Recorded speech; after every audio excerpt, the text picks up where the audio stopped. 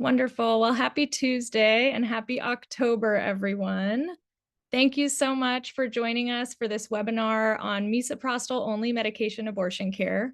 We're honored you decided to spend some time with us today, and we're eager to be in conversation together about this safe and effective method of medication abortion that has been used internationally and here in the United States for years. My name is Kelsey Rhodes. I use she, her pronouns, and I'm the communications director at Physicians for Reproductive Health.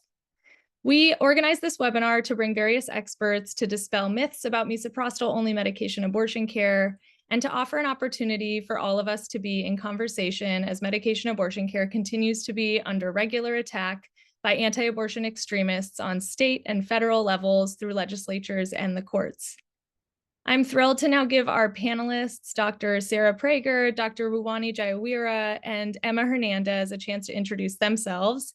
I'd love to pop it around if you could share your name, your pronouns, where you're based, the organization that you're here representing, and one thing that you love about talking about abortion. So I will pass it over to Dr. Prager.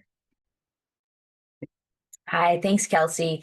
I'm Sarah Prager, and I use she, her pronouns, and I'm at the University of Washington in Seattle. Excuse me. I'm an OBGYN and a complex family planning subspecialist. And I love talking about abortion all the time, every day, pretty much, mostly because it surprises some people. Other people are just pleased that it can be part of a conversation, and it is just a answer for a lot of things for people sometimes. Are you gonna popcorn us? Yeah, I'm happy to. I love that. Abortion is an answer. That's so real. And I'm gonna now hand it over to Dr. Ruwani Jayawira. Hi, everyone. My name is Ruwani Jayawira. I use she, her pronouns, and I'm a research scientist at IBIS Reproductive Health based in the San Francisco Bay Area. I'm an epidemiologist by training. And what I love talking about abortion, when I talk about abortion, is getting to talk about accompaniment groups and safe abortion hotlines globally who are just such rad activists at the forefront of not only advocating for safe abortion, but really furthering what we know about what abortion care can look like, not only from a clinical and practical standpoint, but also in a holistic and supportive model of care. So I just love to talk. I love that I get to work with so many groups and love to highlight the work that they're doing. And we're so thrilled that you get to share more about all the amazing work that Accompany groups are doing a little bit later today. So we're so thrilled to have you with us. And Emma, if you could share your introduction as well.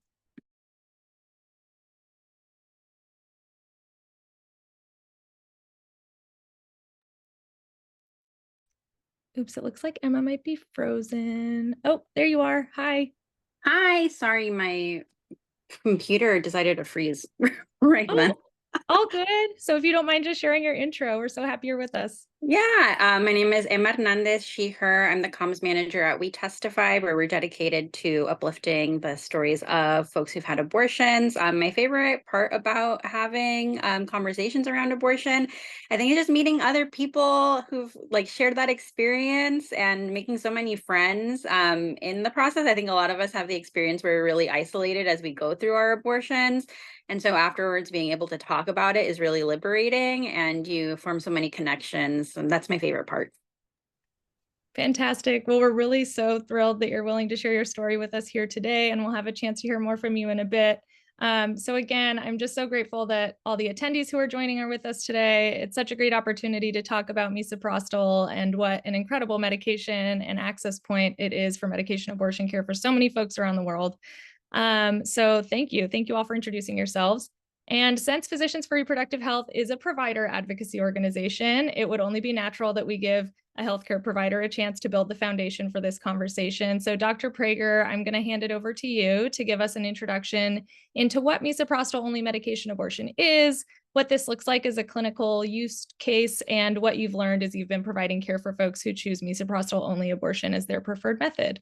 So I'll hand it over to you, and I know you're going to take a second to share your slides. Great. Thank you, Kelsey. Okay, is everybody seeing just my slides, not like presenter view? Great, okay.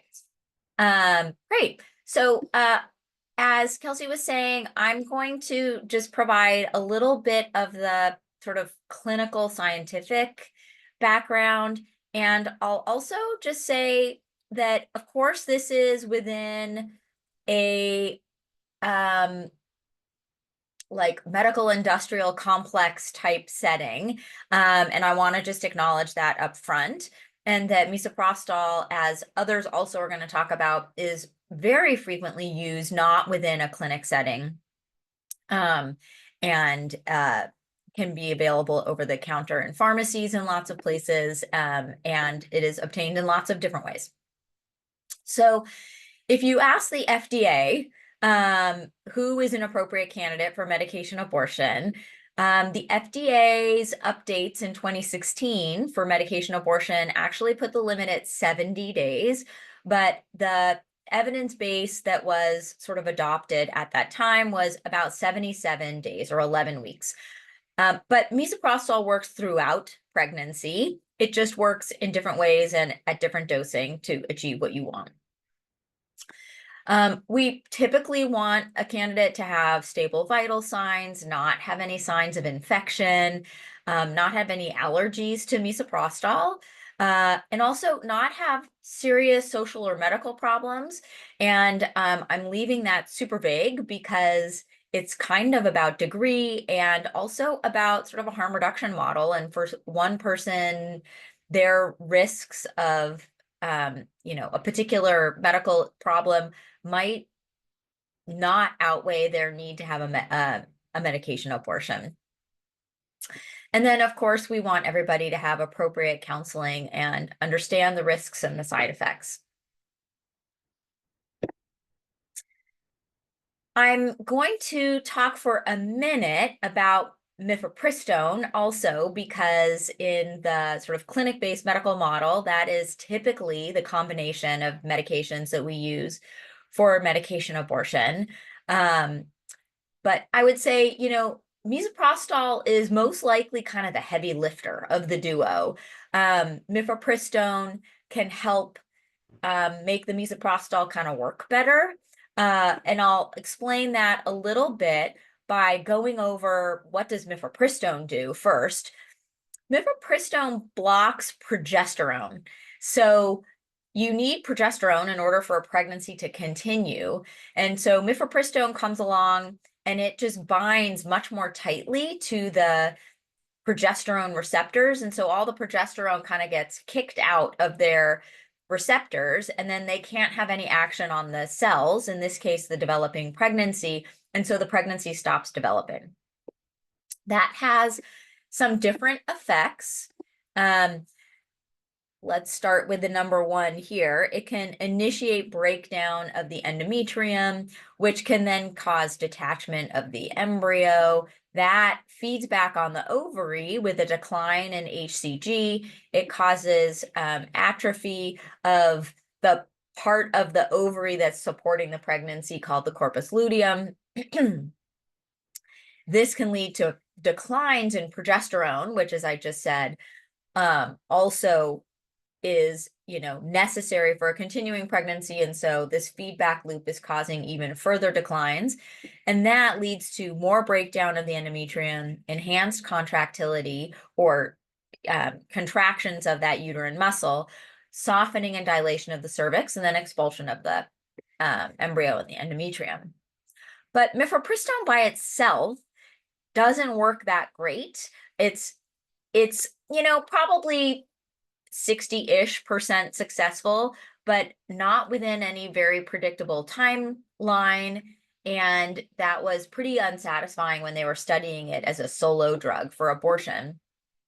But they found that you could combine it with misoprostol for really great success. So misoprostol is like a prostaglandin, which is a different kind of substance that's already existing in the body. It's FDA approved initially for no reason having to do with anything abortion related or gynecologically related, but to treat and prevent gastric ulcers. And then it was found to also have this effect on the uterus where it caused contractions. So in reproductive health, we use it for labor induction, we use it for cervical ripening, we use it with mifepristone for medication abortion, we use it alone for medication abortion, and we use it for miscarriage. And we also use it to treat and prevent postpartum hemorrhage. And that was one of the original reasons why the WHO considered it an essential medication. Now also for abortion purposes as well. It also is super easy to use. You can use it really in any mucosal surface. So you can place it, you can swallow it, you can put it under the tongue, which is sublingually, buccally, which is kind of between the cheek and gum. It can be transmitted through the walls of the vagina or through the walls of the rectum. It's also not expensive and it's stable at room temperature, which is why, as Ruwani is probably going to tell us later, it's often used all around the globe because you don't have to refrigerate it. It's you know, when it's in its packaging, it can last for a super long time at hot temperatures. So what are we generally talking about in terms of dosing? More or less, we're talking about 800 micrograms of the misoprostol, using it vaginally or buccally or sublingually are the three most common routes. And then repeating it every 3 to 24 hours until the pregnancy has passed. And that's a little bit different than Miso typical protocols. Longer dosing intervals may be better tolerated by people, but it also can prolong the time until the pregnancy is expelled. And about 2/3 of people will expel just with a single dose of the misoprostol, at least within that early first trimester timeframe. But about 25% will need additional doses or need to switch gears to an aspiration if they're not interested in additional doses. The World Health Organization advises taking the 800 micrograms by any route, but preferably buccally, sublingually, or vaginally. They don't specify a maximum number of doses, and they allow for the potential for repeat dosing as described until it's done. Just briefly, some of the side effects and or complications that people can experience with misoprostol. Nausea, vomiting, or GI upset is pretty much the biggest one that people note, and that differs a little bit by how people take the misoprostol. Some people get some diarrhea. Fever, which is pyrexia or shivering, can also happen with the misoprostol, and we need to think about the risk of infection if that persists for a long time after the dosing. Some studies have shown that there's a little bit more pain with misoprostol as compared to, for instance, if you're treating a miscarriage, having it pass on its own versus using misoprostol to help it pass. But no differences in blood counts or anemia, and no differences in infection. And about 90% of people find it a very acceptable treatment. That's all I have there, and I didn't want to take too much time, so I'm going to stop and move on to our next speaker. Okay, thank you so much. Thanks so much for that medical foundation that you're sharing with all of us. I really appreciate you getting us all. I have a cat now who wants to join the conversation, so apologies. I thank you for getting us all on the same page about the medical realities of misoprostol, how it's used in so many different contexts, including in medication abortion care. And so I'd now love to pass it off to Emma. Emma, you're not only making magic happen over at We Testify, you're also such a powerful abortion storyteller, and we'd love for you to open the discussion portion of our webinar to share a bit about why misoprostol-only abortion was the right abortion method for you, what went into your decision-making process, and anything else you'd like us to hear about your abortion story. Yeah, thank you so much. I actually didn't go into I've had multiple abortions, but this one, I had a misoprostol only abortion, my second time around. It wasn't initially the choice for me, so much so as I was living in Texas. I was no longer available to receive care at my local abortion clinic due to where I was gestationally. And so in an attempt to not have to travel to receive care, I decided to self-manage in state. Um, I did not realize at the time when I was able to connect with someone that to source the medication abortion pills, that all I was able to actually source were the Miso-Only pills. And so for me, it was a little, at the time off-putting because I'd had a medication abortion before. I'd had the mifepristone, misoprostol method. That felt comfortable to me. It was what I was familiar with. And in the United States, it's often the go-to method of everything that you're hearing about. You see the Miffy and Miso and Miso and Miso shirts. You see, this is really what's promoted, and I'm super familiar with that. So when I found out that all I was able to access within the timeline that I wanted to stay within to have my abortion was the misoprostol only method, I started doing some research, and unfortunately, most of the information I was finding was for contexts outside of the US too, where, the videos I was seeing, the information was often referring to the fact that you may need additional dosage, but within the context I was in, I had only received one dose. And so I proceeded with that in hopes that I would be able to complete my abortion successfully with the single dose. Yeah, all of the information Dr. Prager was sharing, very correct. It's not a fun experience. It's very painful, uncomfortable. And compared to my mifepristone, misoprostol abortion, I was down a lot longer when it came to the actual symptomatic period as far as having the cramping. And that was difficult to go through because I had been used to, the take it one day, then, next day, 24 to 40 hours later, and then boom, it's done. But going through the experience of, having to take misoprostol under the tongue every 4 hours, and then, going through that lasted a lot longer than I was used to. And unfortunately, my single dosage, it was not a complete abortion. And I didn't realize that for, a bit because I thought, oh, I took the abortion pills, it should be done now. But with the assistance of the M&A hotline, I was able to chat candidly with a clinician, something that was not available to me in state. I couldn't necessarily go into my local, clinic, nor with my OBGYN to discuss what was going on with my body, but I was able to lean on the hotline where they advised me that it may be time to seek out a second dose, or if I was able to find, the mifepristone misoprostol combination, that might be something I should look into. And so I was able to finally, successfully complete my abortion and, do it within the comfort of my own home, not having to leave the state. And for all of those things, I'm really appreciative because it was, it was a very different experience than having to physically go into a clinic multiple times, have the mandatory statements read to me. And I would really appreciate being able to just be comfortable and have privacy and be in my home. I had my dogs around me. I was, watching my reality TV shows. And even though with misoprostol, I didn't get all the way to the finish line, I was able to, get that process started. And over the course of the last few years, as I've learned more about how much more misoprostol is used outside of the US, I have, really changed in perspective. Initially I was really disappointed with the fact that my abortion was not complete with the use of misoprostol only. I had a lot of conflicts there. But as I started, becoming more informed, I realized that people who have abortion could truly benefit so much from having more information regarding this alternate method.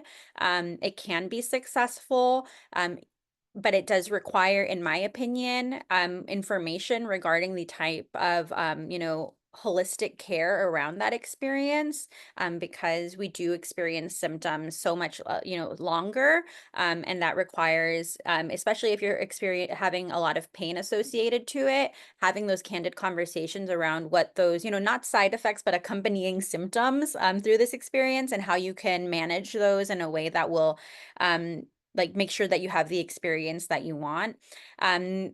with my professional hat on now, from my personal experience and talking to other folks and our storytellers who have had misoprostol-only abortions, we have been working with IPASS to create new videos that share the experiences of folks from the US who have been using the misoprostol-only method so that it can feel more, culturally relevant to our circumstances and focus on the type of care that would be helpful for us, as well as resources that are available to us within the US so that it can contribute to the normalization of this regimen, because it is something that more people in the US may come to use. And we're not, trailblazing here. Other folks have been using this for a long time. And so how can we get that information in the hands of abortion seekers today so that they can rely on this method safely? Thank you so much for sharing all of this, Emma. And I love that you're shouting out the M&A hotline for folks that aren't familiar. The Miscarriage and Abortion Hotline is a really wonderful place for folks to be able to ask questions, seek guidance when they're oftentimes self-managing care or have questions about follow-up for their abortion care. And it's folks who are healthcare professionals, so they really can answer your questions from that healthcare professional experience and hat on. Emma, I really appreciate you outlining how misoprostol only ended up being the method that you were using for this abortion that you were having and the various challenges that came with that. And I think this story is so important for all of us to learn from and really underlines the importance of this conversation that we're having today, right? There's unfortunately not enough conversations about misoprostol alone, and the fact that we're able to really all hang out today and talk about how if we have more information about misoprostol, maybe folks like you who need it in the future would be able to have the expectations, maybe get more doses if they think like perhaps that might be something that they might need. So I so appreciate you sharing all of that. So Ruwani, I'm gonna turn to you now, and I know you have some slides to share with us as well, but as Emma shared, Miso-only abortion is a method that folks, of course, are using internationally and also here in the United States. It's been used internationally for a very long time, and we'd love to hear more from you about your research on miso-only use outside of the US. Yeah, thanks, Kelsey, and thanks, Emma, so much for sharing your story. I do have some slides, so I'm not just talking numbers at you for the next few minutes. And I want to start with kind of grounding us in a little bit of history. So medication abortion as a broad method for how we think about what medication abortion look like today did not begin with clinical trials. It really began at home as self-managed abortion, or when a person takes pills to end their pregnancy without clinical support or supervision. So really decades before the FDA approved the first medication abortion regimen in the US, and before the clinical trials around mifepristone's development, pregnant people in Brazil really found an opportunity in misoprostol, which was originally developed as gastric ulcer treatment, as Dr. Prager mentioned. They found an opportunity in the warning label that really cautioned about the risk of miscarriage if taken while pregnant. And so feminists and activists really spread the word amongst their networks about the use of miso as an abortion pill. And this is really how we can think about the genesis of abortion pills as we currently think about it beginning. And so researchers and clinicians in countries with restrictive abortion laws began documenting these declines in unsafe abortion-related mortality and morbidity with the rise of self-use of misoprostol, which then led to clinical studies on misoprostol both for use alone and in combination with mifepristone, which kind of brings us to the two endorsed regimens that we have today. And kind of because of this history, most in countries where abortion is highly restricted, most medication abortions are carried out with miso-only regimens. And Dr. Prager alluded to some of the reasons behind that. It's very low cost, it's shelf-stable, it's available over the counter in many settings because, again, it was originally developed for gastric ulcer treatment. And in places where abortion is highly restricted, miso is available, and especially in places where mifepristone may not be registered. And so for decades, there's been advocates and activists around the world who have been supporting people in self-managed abortion with medications via the model of abortion accompaniment. So this is a model of abortion care and radical feminist movement that supports people in accessing safe abortion and exercising their reproductive autonomy, regardless of the legal context in which they live in. There's over 50 plus accompaniment groups and safe abortion hotlines all around the world. And these are decentralized networks of activists who are providing people with step-by-step information on how to safely use medications, information about possible warning signs, how to assess completion, and strategies for how to safely interact with the healthcare system if they need to or want to seek additional medical care. And these groups have safely supported thousands and thousands and thousands of people in self-managing their abortions with both regimens. And while finally, as of 2 years ago, the World Health Organization finally recognized that self-managed medication abortion is a safe and effective model of abortion care, kind of up until that point, the WHO and other technical bodies have always cited a lack of prospective data on the safety and effectiveness of self-managed abortion for why they continued to recommend only clinician-managed models of medication abortion care. So that was really the impetus for the SAFE study, which was a study that my colleagues at IBIS, along with some of our accompaniment group partners at La Revuelta in Argentina, G-Wine in Nigeria, and Samsara in Indonesia, to conduct a study on the effectiveness of self-managed medication abortion with accompaniment group support.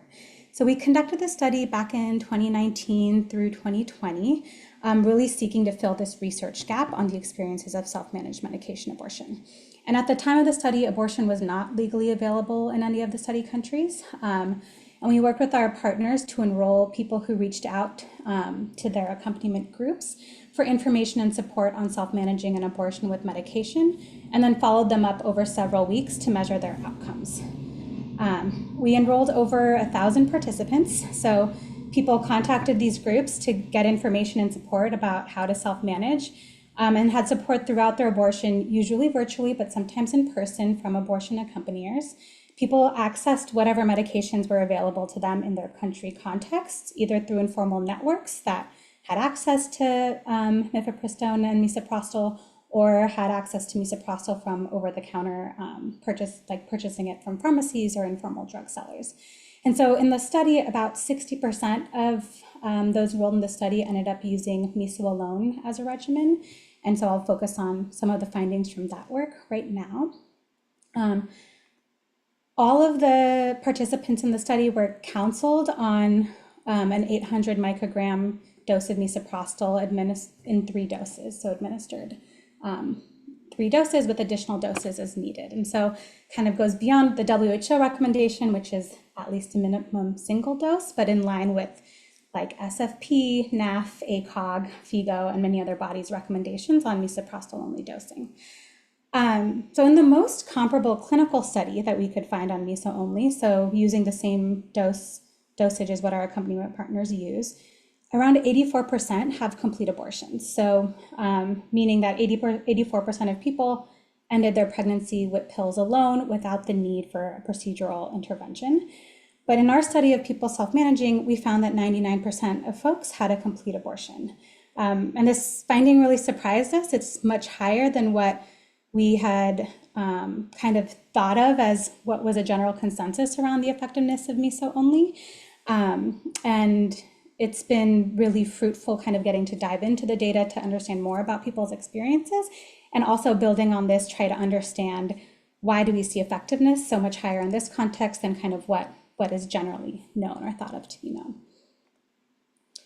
Then the SAFE study, we also saw that abortion completion was really consistently high across pregnancy duration. So we had people in the study who had pregnancy durations up to 16 weeks, and we found that for those using Miso alone as their method, people consistently continued to have highly effective abortion experiences.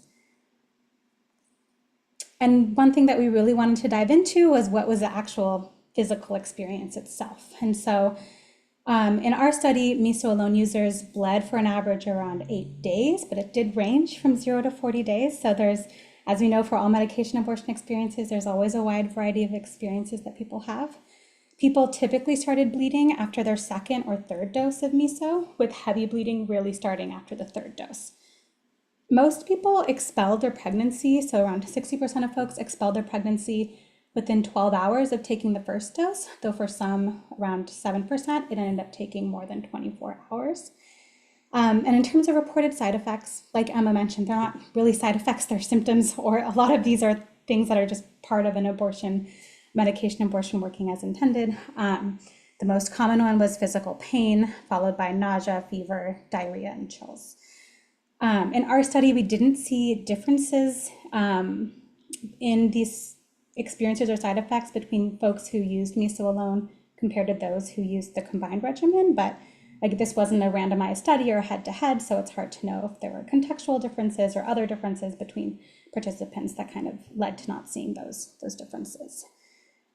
Because we know that overall the physical experience of miso alone is very similar to the combined regimen, but because miso is the symptomatic medication of the two and is what's causing the contractions, the side effects of miso alone abortions might persist for much longer or potentially be much more intense due to administering multiple doses. The findings from our study pretty much aligned with findings around what people might expect in terms of the side effect profile of using miso alone. Again, with nausea, lower abdominal pain, diarrhea, and fever and chills being the most common. Like Dr. Prager mentioned, sublingual administration might increase side effects as compared to vaginal, but people have different preferences on what route of administration is most appropriate for them or feasible for them. So I think to me, this really highlights the importance of really detailed counseling on what to expect and be prepared for during the abortion process, really regardless, obviously, of what regimen you end up using, but the importance of having detailed information based off of regimen for what you might expect and different strategies to both manage those experiences. I think the data that we have on time to expulsion with miso is also really interesting. In our study, like I said, most people did expel fairly quickly. And particularly in settings like the US with legal risk that might change across state lines, for someone who wants to be unpregnant as soon as possible, the time to passing a pregnancy is actually much shorter overall with miso alone, because if you measure it from the time of taking your first pill as compared to the combined regimen. So most people will pass their pregnancy within 12 hours of taking their first miso dose versus having to potentially wait 24 to 48 hours after a MIFI dose to start taking misoprostol. So that might have implications for people depending on their context and where they are. So kind of to the question of like, given what we know, why don't people use miso-only regimens in the US? There's been a persistent perception of miso-only as a second tier or less effective method, even when mifepristone is stocked up. And this perception of miso-only has really seeped into our perception of medication broadly, which ultimately does lead, I think, to restricting access when people aren't offered the full range of options for abortion care. And this belief is really based on how I think the way that the early studies on misoprostol alone have been conducted. So as it wasn't originally developed for abortion induction, researchers have really studied and published on a wide variety of regimens to establish the ideal dosing. So they use 200 micrograms to 1200 micrograms to one dose to different intervals between doses. And so our best available meta-analytic combined estimate across all of these different studies is 78%. So that 80% is probably roughly what many of you are familiar with when you hear about what the effectiveness of miso alone is compared to the combined regimen. And so after the results of the SAFE study, myself and my colleagues at IBIS were really interested in trying to understand, make sense of why it didn't align with what we knew from the clinical literature. And so when we did a deeper dive, only looking at studies that are using the currently endorsed regimen, so that's 800 micrograms of miso of around 3 to 4 doses, we did see this different picture. So this is a graph from one of our recently published papers that just focuses on those studies that are using the currently endorsed regimen. And the studies in dark green are those that are from clinical trials.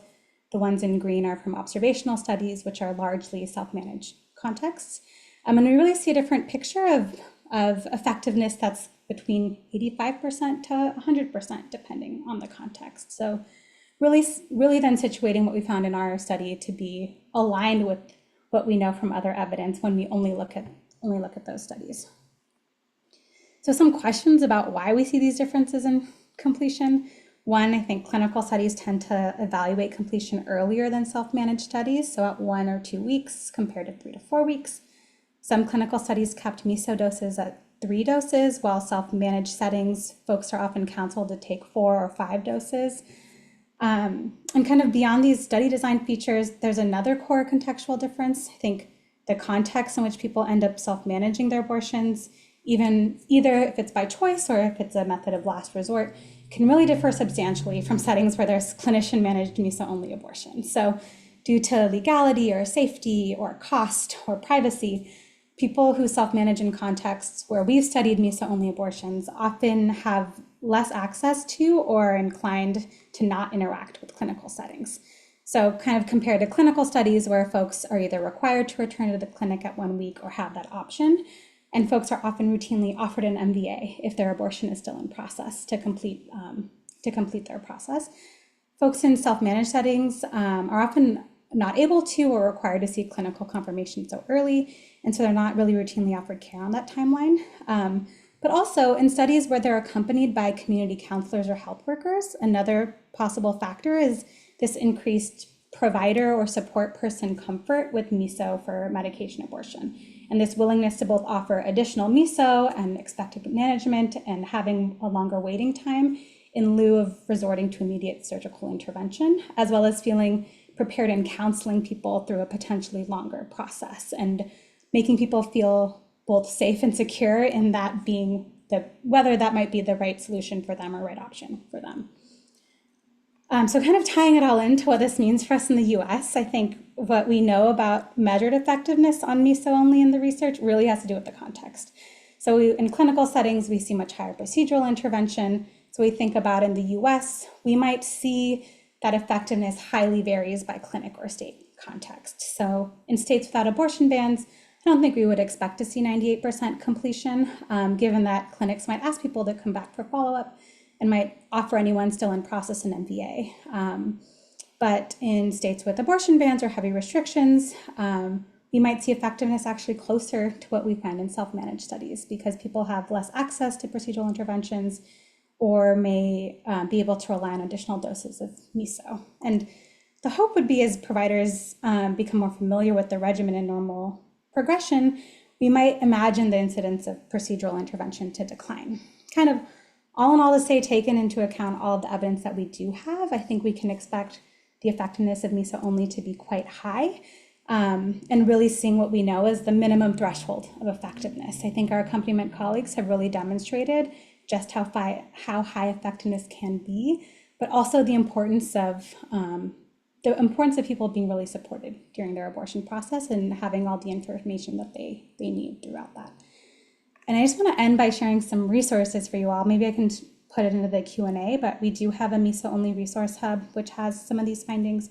We have a fact sheet that has all this detailed information on bleeding and cramping from the SAFE study, which could be helpful in preparing people for what to expect. And then a little shout out that we're conducting a study to understand Miso-Only abortion experiences in the US, and to please reach out to me if you're interested in learning more about that.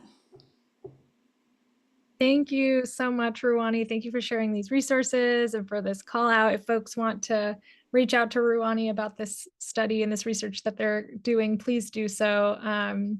And thank you, Ruwani, for offering a global context, especially for folks from the Global South who have been using this method for a long time. And I know from experience that conversations about abortion access in the US can be really limited to a microscopic view of the methods currently used by American clinicians, and that that's not our entire story of abortion access. And thank you for grounding us in the research, really spelling out kind of how y'all think about and how we should all think about the notion of effectiveness. I know a really big breakthrough moment for me in my own thinking about misoprostol-only abortion is when Dr. Parrott, our president and CEO, we were having a really great conversation about what does effectiveness look like from a clinician standpoint versus effectiveness from a patient standpoint. And oftentimes patients, people who want abortions, effectiveness means a pregnancy that's ended, right? Like it was effective if my abortion was complete. And so if we really ground ourselves in that experience from a patient-centered standpoint, that can be really helpful in thinking about like, right, if folks have the information, if they have access to the doses, if they have access to accompaniment and resources, we can reach that goal and that definition of effectiveness.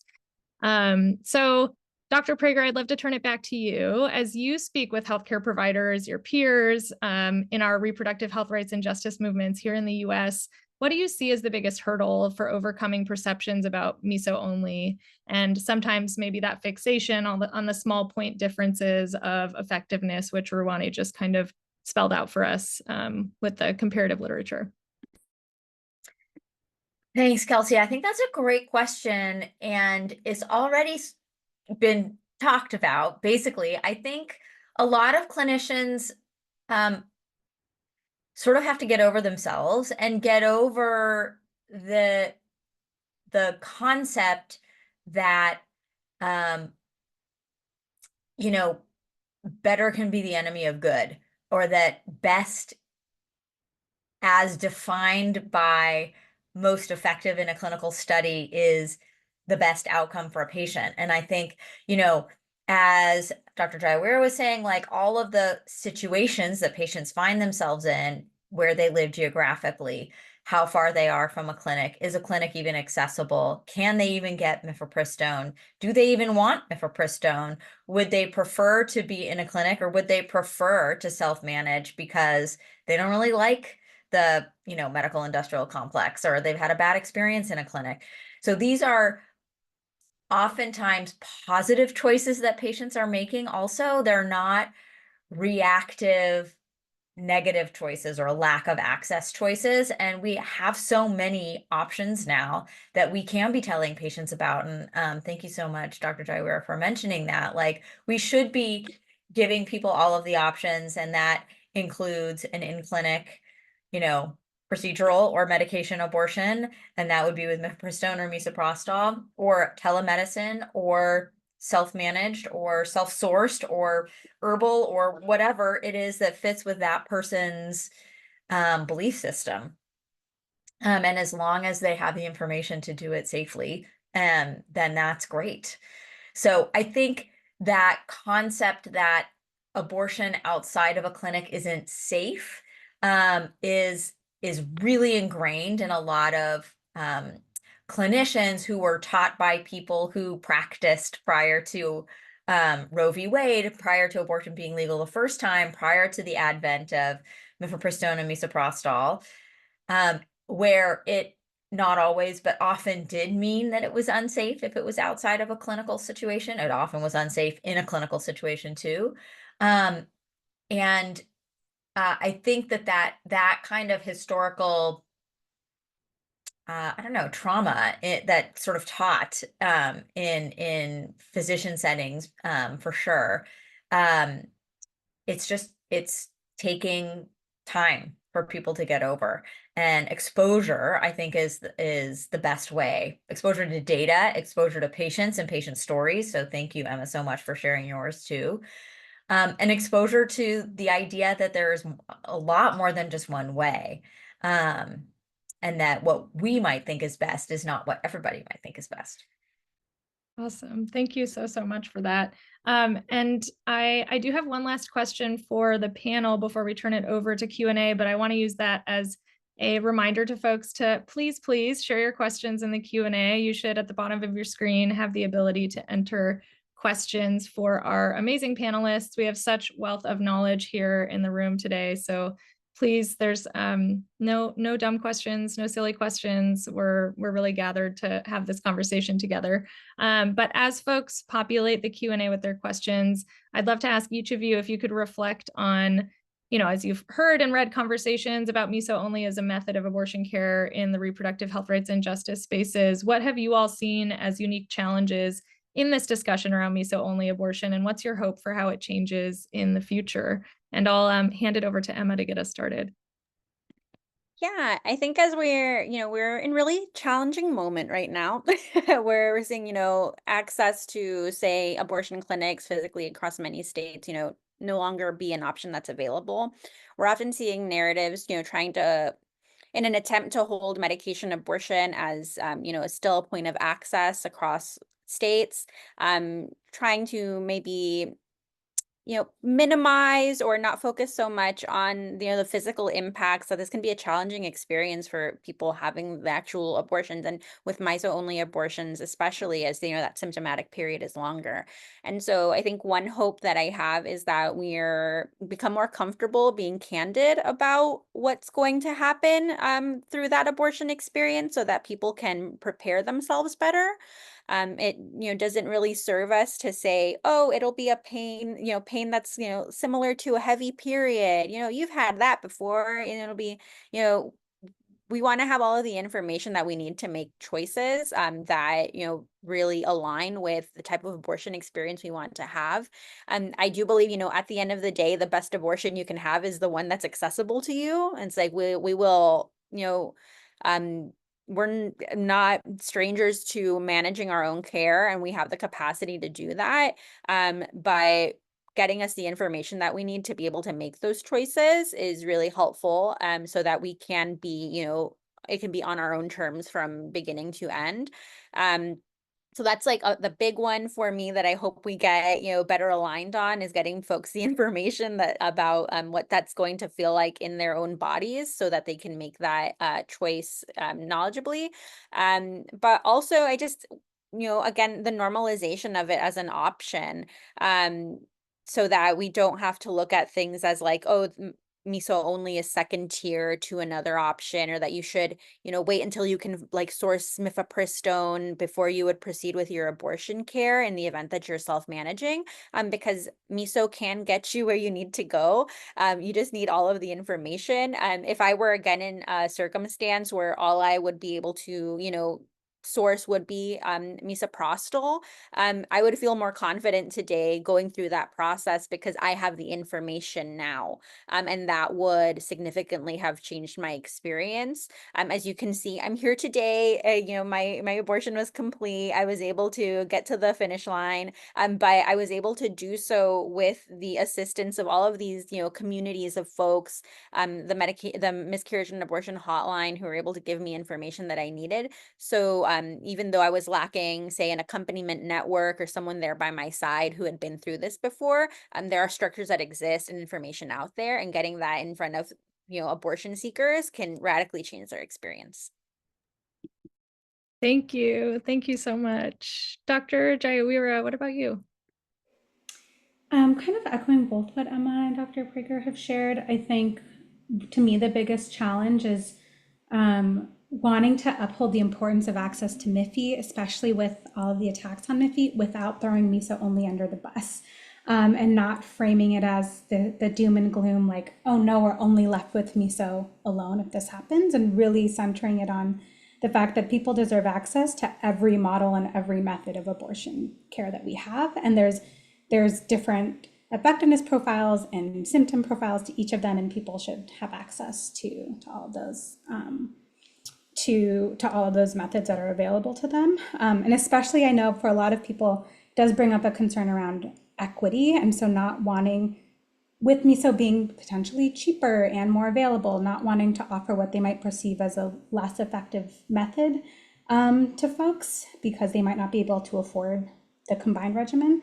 But want to come back to what Emma said, and that there's already so many people need to access the methods that are available to them. And we have such broad equity issues on people not being able to access clinical care if they want it based off the state that they live in. And so having to make a decision about what method they use based off of that.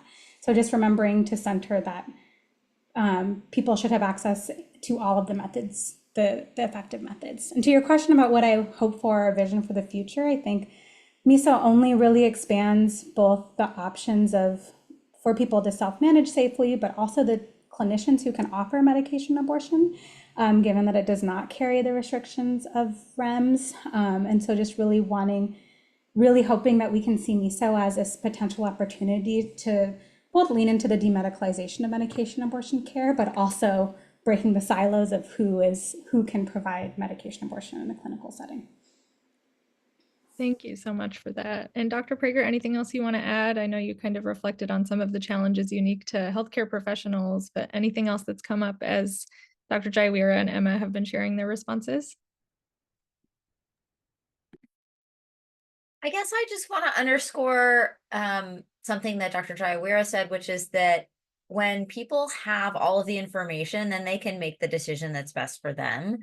And so, if they're going to ultimately complete their abortion more quickly, and that's of value, it might be worth more symptoms like what Emma was describing, even with additional dosing potentially, to be able to access that, or to do misoprostol only and not travel to get Miso, or, all of those things are choices, but without the information, it's hard for people to make those choices. And then also, just to underscore the demedicalization, this is available over the counter in some pharmacies in some countries, and you can order this from there are ways to just source this online now, both mifepristone and misoprostol, but misoprostol is still less expensive and easier to access.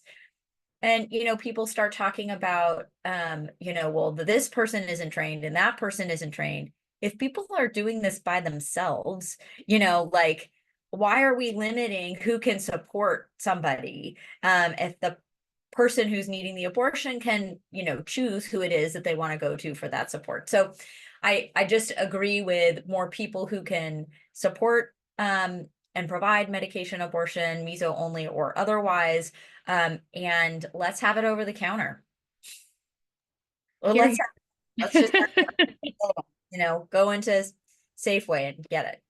I love that as our goal for the future, for sure. We all should be able to have access to these really safe medications and to the support and information that we need to make decisions about our lives. We are getting some really wonderful questions in the Q&A. Thanks everyone for submitting. So I'm going to read some out, and I know that our panelists are going to work on responding to some in written form as well, just in case that written context is more helpful. I'd love to ask the group, and I think Dr. Prager, maybe you could kick us off here. Is there a point or threshold of utilizing a Miso-Only protocol where someone should not continue taking additional doses? Is there a point where the amount of Miso is quote unquote too much for someone? It's pretty hard to overdose on misoprostol. Somebody would have to work pretty hard at it. That said, I would say, first and foremost, if you are no longer happy with the symptoms, and just that is a reason to stop. Even if you don't think it's completed, it might be a time to seek other advice or help about what to do next. What would worry me is if somebody is bleeding really heavily, which happens very uncommonly. I think it's less than 0.1% of the time that people who are doing medication abortion are bleeding so heavily that they need to seek care. But that would be one reason. Now, misoprostol also can help with that. So it's a little bit interesting, but it could be, a reason to potentially keep trying while seeking care. Otherwise, really, like, if you feel super sick, which is, people get GI side effects, but it rarely makes people super ill. So if you're feeling super ill, it might be that something else is going on, and it's time to not just persist in that. Awesome. Thank you. And that's also a great time to utilize. I know we already mentioned the M&A hotline a couple times, but there are really wonderful hotlines that are out there if folks have questions about if the symptoms that they're experiencing are maybe an expected part of their abortion process, or if there might be a need to get some more information or follow-up care. I'm seeing another question. Emma, I'm going to pass this one to you. What are some ways to support a friend who's self-managing their abortion? Yeah, I saw that question and I was like, oh, I love that one. There's many different ways. I think principally asking the person, what like level of comfort are they comfortable with you being by their side during their experience, or would they like you to have more of like a supportive logistical role and leave them to it? But so if they want to do more, logistical support, check in. Do they have their snacks? Do you want to be ordering some takeout on their behalf while, after they're done holding the miso under their tongue for 30 minutes, and then you go snack away. but support them in those respects. The majority of people who have abortions are already parents, so can you support them into their childcare needs? Do they have a comfortable space to have their abortion, whether that be their home, or do they want to come stay with you? Some people have roommates and they want a more private experience, so how can you support them and all of the logistical ways? You can also send them, affirmations, be there, a listening ear. Some folks are really feeling good about their decision. Other folks are still processing and want to chat through it. And so making yourself available in that way is also great. You can also support them with heating pads, help them in sourcing some stuff for like pain management, as well as pads, all of that fun stuff that goes into having your abortion. But having someone there to support you in any way is really significant, whether that be just emotionally or getting them all of the things that they need to be able to make it through that experience. So if you haven't had an abortion, you can look into what would be helpful during those times. But if you've had an abortion, it's so meaningful to be able to connect with someone like, hey, I've been through this too. This is what helped me. Like, I am here for you. What do you need? How can I help? I love all of these suggestions. And we have maybe time for one more of the submitted questions. And for folks whose questions were not answered either live or in the chat, the PRH team is documenting these and we'll make sure to share. We will anonymize the questions and make sure that folks get responses to their questions after this as well in our follow-up resources. So I think the last one I'll close on, and if anyone has information about this, are there any known drugs or substances that make miso less effective? For example, we know that sometimes grapefruit might impact drugs' efficacy. Are there things like that that might impact misoprostol's effectiveness as folks consider that as a potential method that they might be using?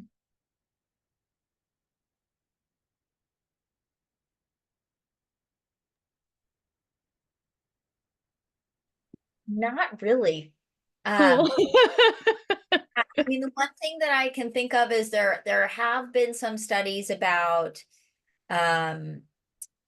patients coming into a clinic for a medication abortion and having a shot of Depo-Provera for contraception at the same time that they're doing their medication abortion, or getting a Nexplanon implant, both of which are bigger doses of progesterone or progestogens.